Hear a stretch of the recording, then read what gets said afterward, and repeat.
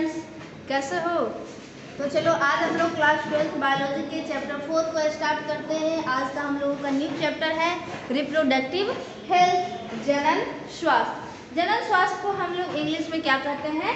Reproductive health कहते हैं। ठीक है, अब ये बात आती है कि रिप्रोडक्टिव हेल्थ में हम लोगों को पढ़ना क्या है। तो जनन स्वास्थ्य के बारे में पढ़ना है, जनसंख्या के बारे में पढ़ना है, जो जनसंख्या वृद्धि हो रहा है उसको हम लोग किस तरह से कंट्रोल करेंगे उसके बारे में पढ़ना है। इसके साथ साथ जो बच्चे माँ के गर्भ में पल रहे हैं वो स्वस्थ है या नहीं है, इसके लिए एक टेस्ट प्रणाली आती है एमनियोसेंटेसिस, उसको भी पढ़नी है। इसके साथ साथ अगर हम लोगों ने ओपन सेक्स किया और प्रेगनेंसी नहीं भी चाहते थे, फिर भी अगर प्रेग्नेंट हो गए तो हम लोग उस सगर्भता का समापन भी करा सकते हैं एमटीपी के थ्रू, जिसको हम लोग गर्भपात कहते हैं। तो ये भी पढ़ना है। इसके साथ साथ जो सेक्सुअल ट्रांसमिटेड डिजीज़ है, यौन संचारित रोग है, उनके बारे में भी पढ़ना है। तो ओवरऑल इसमें इस चैप्टर में हम लोगों के अपने दिनचर्या से जुड़ा हुआ सब कुछ को पढ़ना है और आप लोगों के सिलेबस में इसको इसलिए शामिल किया गया है ताकि हम खुद जागरूक हों और साथ ही साथ जो लोग इसके बारे में नहीं जानते हैं उसको भी अवेयर लाएं, उसमें भी उसको भी जागरूक करें। तो सबसे पहले हम लोग देखते हैं कि जनन स्वास्थ्य क्या होता है।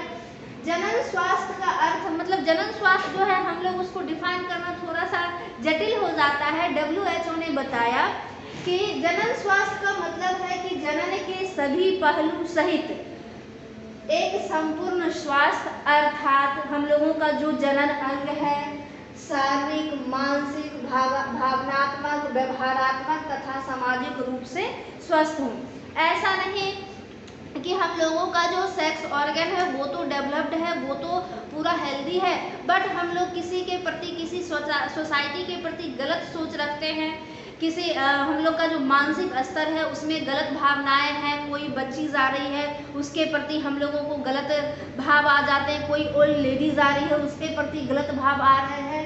इसके साथ साथ हम लोगों का जो व्यवहार है, ऐसा नहीं कि किसी को देख करके मन में कुछ आ रहा है उसके प्रति हम लोग गलत निगाह से देख रहे हैं, गलत बिहेव कर रहे हैं, तो ऐसा भी नहीं होना चाहिए। एक जनन स्वास्थ्य के साथ संपूर्ण स्वास्थ्य, अर्थात हम लोगों का शारीरिक रूप से भी हम लोग स्वस्थ हों, मानसिक रूप से भी स्वस्थ हों, हम लोग का बिहेवियर भी अच्छा होना चाहिए, व्यवहार भी स्वस्थ हो।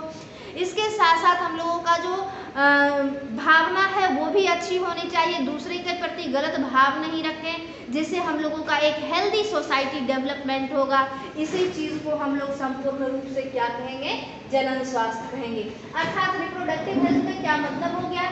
Reproductive health means physical, mental, social, emotional and behaviour health. मतलब कहने का वही मतलब हो गया कि हम लोग ओवरऑल कर सके तो हम लोगों का जो जनन अंग है वो भी स्वस्थ रहे, रिप्रोडक्टिव ऑर्गन स्वस्थ रहे, हम लोग मेंटली किसी के प्रति बुरा ना सोचे, किसी के प्रति बिहेवियर गलत ना हो।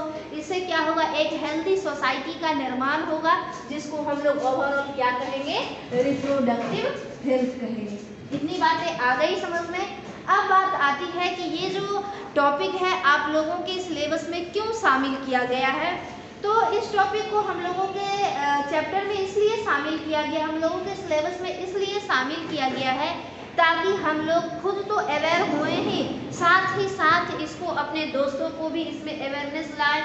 जो लोग मूर्ख हैं इसके बारे में नहीं जानते उसको भी अवेयर करें।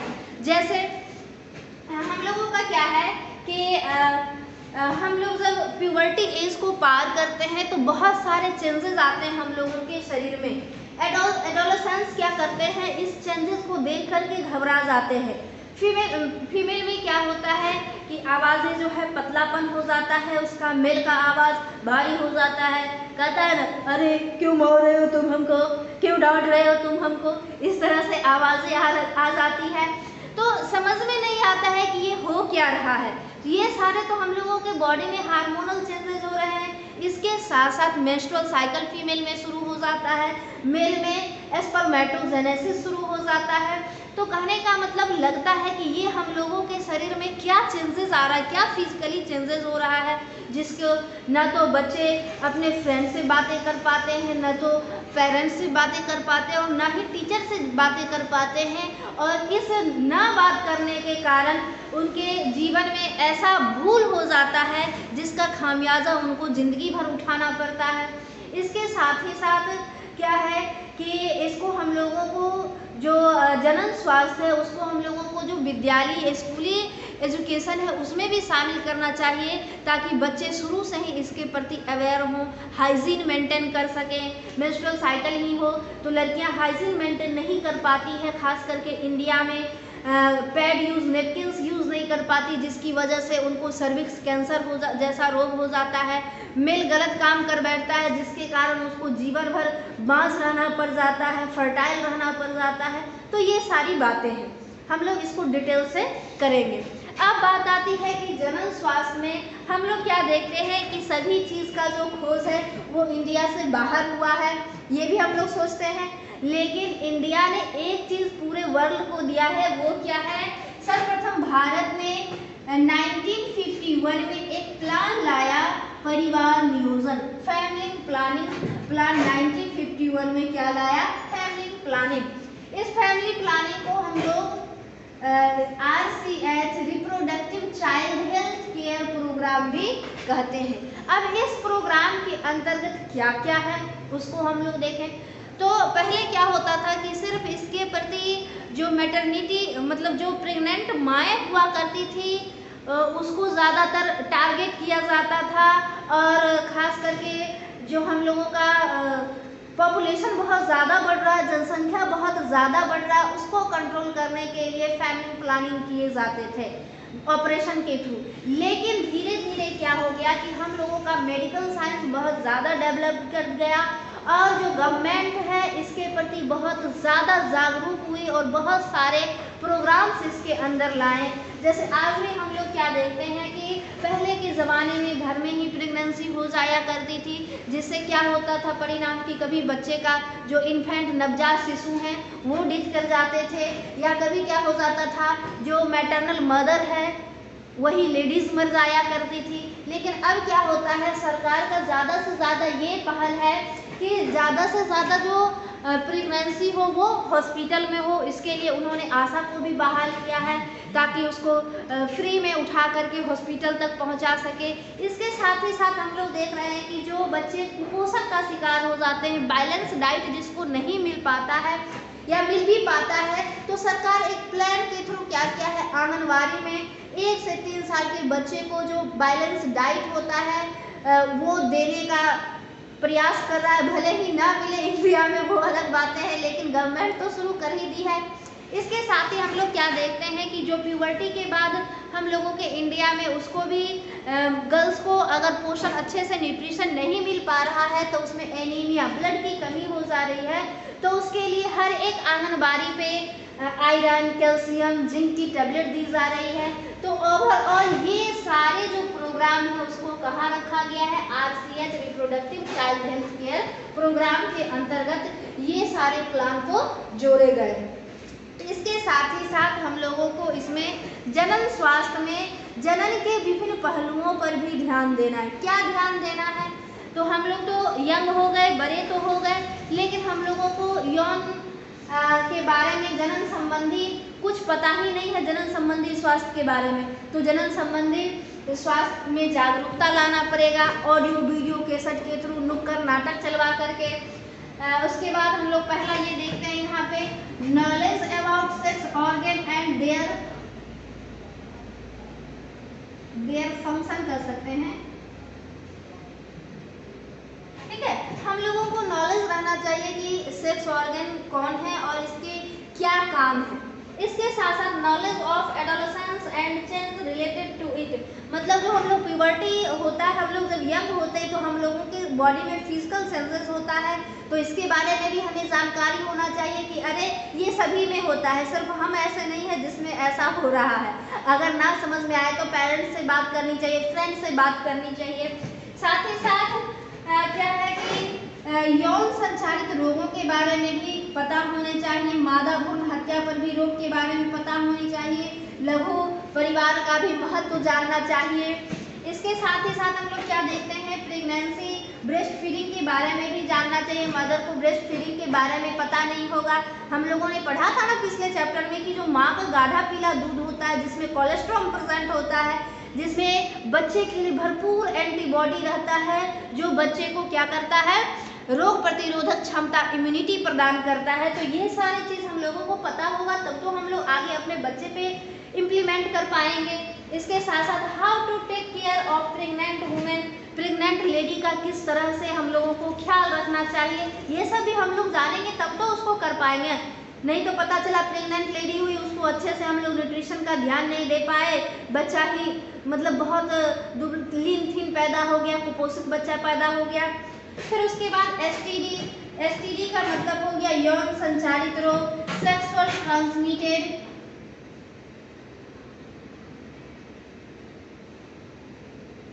Disease, sexual transmitted disease. अगर हम लोगों को सेक्सुअल ट्रांसमिटेड डिजीज के बारे में पता होगा तो हम लोग उसके प्रति क्या है कि कॉन्ट्रासेप्टिव का यूज़ करके एक से ज़्यादा सेक्स पार्टनर का नहीं यूज़ करेंगे। तो इन सभी चीज़ों से हम लोग यौन संचारित रोगों से, सेक्सुअल ट्रांसमिटेड डिजीज से भी बचे रहेंगे। उसके बाद मेंस्ट्रुएशन साइकिल जो होता है उसके बारे में भी हम लोग जाने, उसके बारे में भी हाइजीन मेंटेन करें। नहीं पता रहेगा तो कहेंगे अरे ये क्या हो रहा है। इसके साथ ही साथ कॉन्ट्रासेप्टिव मेथड्स, एमटीपी, इन सभी चीज़ों के बारे में भी हम लोगों को जानना पड़ेगा। कॉन्ट्रासेप्टिव का मतलब क्या हो गया, चलो अभी तुम लोग जान लो, नहीं तो कभी मिलोगे शादी के बाद कहोगे मैम मेरे तो 10 बच्चे हैं, तो हमको बहुत बुरा लगेगा कि अरे मेरे बच्चे होके बायोलॉजी के स्टूडेंट होकर के कॉन्ट्रासेप्टिव का यूज़ नहीं किया और इतना परिवार को फैक्ट्री बना दिया। तो ये भी नहीं होनी चाहिए। कॉन्ट्रासेप्टिव का मतलब हो गया कि अगर हम लोग ओपन सेक्स कर भी रहे, फिजिकल रिलेशन बना भी रहे हैं, फिर भी हम लोग कुछ मेथड्स का यूज़ करके प्रेगनेंसी को अवॉइड करें, उसी को हम लोग कहते हैं कॉन्ट्रासेप्टिव, चाहे वो हम लोगों का नेचुरल मेथड हो या आर्टिफिशियल मेथड हो। अगर प्रेग्नेंट हो भी गए, प्रेगनेंसी हो भी गई अनवांटेड प्रेगनेंसी, तो उसको हम लोग एमटीपी के थ्रू मेडिकल, जिसको हम लोग आगे पढ़ेंगे पूरे डिटेल से, मेडिकल ट्रांसमिशन प्रेगनेंसी मतलब उसको हम लोग अवॉइड कर सकते हैं, जिसको हम लोग गर्भपात करते हैं उसके थ्रू हम लोग उसको ख़त्म कर सकते हैं। तो इन सारी चीज़ों के बारे में अवेयर होंगे, जानकारी रहेगी, तब तो हम लोग अपने आप के हेल्थ पे इसको इम्प्लीमेंट कर पाएंगे ना। तो इतना ये सारी चीज़ें तुम लोगों को जाननी है, इसीलिए हम लोगों के चैप्टर में, हम लोगों के सिलेबस में इस चैप्टर को डाला गया है ताकि हम लोग इस सब चीज़ों के बारे में जान पाए। फिर हम लोग क्या देख रहे हैं कि इंडिया में जो है बहुत ज़्यादा कह सकते हैं कि चाइना नंबर 1 है पॉपुलेशन में, लेकिन अगर बात की जाए तो इंडिया जो है बहुत तेज़ी से अपने पॉपुलेशन को ग्रो करा रहा है, मतलब पॉपुलेशन को वृद्धि कराने में, जनसंख्या वृद्धि कराने में 1 नंबर पे है। अब हम लोग जान ही रहे हैं कि अगर पॉपुलेशन बढ़ेगा तो हम लोग के जितने सारे प्राकृतिक स्रोत हैं, नेचुरल रिसोर्सेज हैं, उसकी कमियां आ जाएंगी। तो उसके बाद क्या क्या खामियाजा भुगतना पड़ेगा ये तो हम लोग जान ही रहे हैं, तो जिसको हम लोग आगे के टॉपिक में पढ़ेंगे। इतना हम लोग समझ गए क्या है रिप्रोडक्टिव हेल्थ। रिप्रोडक्टिव हेल्थ का मतलब हो गया कि हम लोग फिजिकली रूप से भी हेल्दी हों, मेंटली रूप से भी हेल्दी हों, बिहेवियर भी हम लोगों का हेल्दी कहने का मतलब ऐसा नहीं कि दूसरे के प्रति हम गलत सोच रखें, ऐसी बातें है, ठीक है। अब ये नहीं कि हम लोग खा पी के हम लोग अपने ये जो बिहेवियर है उसको मजबूत कर रहे हैं, ऐसी बातें नहीं है। उसके बाद इमोशंस भी हम लोगों के अच्छे हैं, जिससे क्या होगा, एक ओवरऑल हेल्दी सोसाइटी का डेवलपमेंट होगा, एक समाज जो है स्वस्थ समाज का विकास होगा। इसी को हम लोग संपूर्ण तरीके से क्या कहेंगे, जनन स्वास्थ्य कहेंगे। जनन स्वास्थ्य में जो पूछता है वो पूछता है कि भारत एक ऐसा देश था जिसने सर्वप्रथम फैमिली प्लानिंग को, परिवार नियोजन को 1951 में इम्प्लीमेंट किया, लाया। उसके बाद आती है कि ये फैमिली प्लानिंग को हम लोग आरसीएच के अंतर्गत रखते हैं, reproductive health child care program के अंतर्गत रखते हैं। इसके अंतर्गत और सारे प्लान को जोड़े गए हैं जो कि मॉर्टेलिटी रेट को कम कर सके, हम लोगों के जनन स्वास्थ्य को आगे की ओर बढ़ा सके।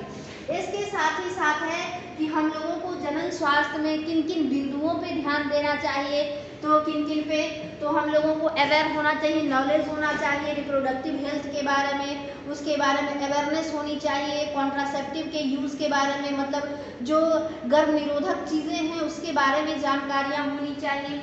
इसके साथ ही साथ जब हम लोग प्यूबर्टी यंग एज में यौवना आरंभ होता है तो हम लोगों के शरीर में जो परिवर्तन आते हैं उसके बारे में हम लोग शर्माएं नहीं, हेजिटेट नहीं हो और अपने फ्रेंड से, अपने मदर फादर से, पेरेंट्स से, टीचर से इसके बारे में बात कर सकें।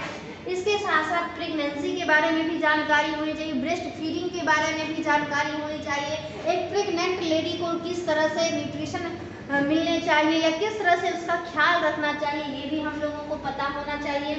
सेक्सुअल ट्रांसमिटेड डिजीज अर्थात यौन संचालित रोगों के बारे में भी हम लोगों को पता होनी चाहिए। अब हम लोग क्या देख रहे हैं कि इंडिया में जो है बहुत जगह 1000 जो बच्चे हैं मेल, उस पर जनसंख्या फीमेल की 943 रह गई है, तो बाकी लड़के शादियाँ कहाँ से करेंगे। तो इसलिए भी हम लोगों को मादा भ्रूण हत्या पे रोक लगाना चाहिए।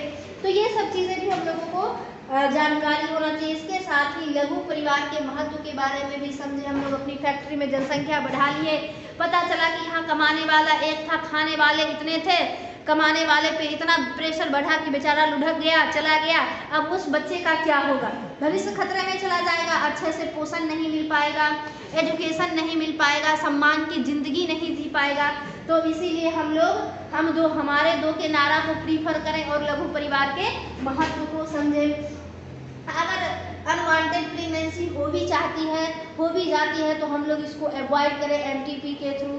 तो ये सारी पहलुओं पे हम लोगों को, इन सारी बिंदुओं पे हम लोगों को ध्यान रखना पड़ेगा इस जनन स्वास्थ्य में। हम लोग अगले टॉपिक में जनसंख्या के बारे में पढ़ेंगे। उसके बाद हम लोग पढ़ेंगे कि जो जन्म कंट्रोल, बर्थ कंट्रोल का जो मेथड्स हैं उसको पढ़ेंगे, किस तरह से हम लोग इसको रोके जा सके। गांव में अभी भी लोग क्या कहते हैं कि ये जो बच्चे हैं वो भगवान की देन है, हम लोग के हाथ में थोड़े ना है।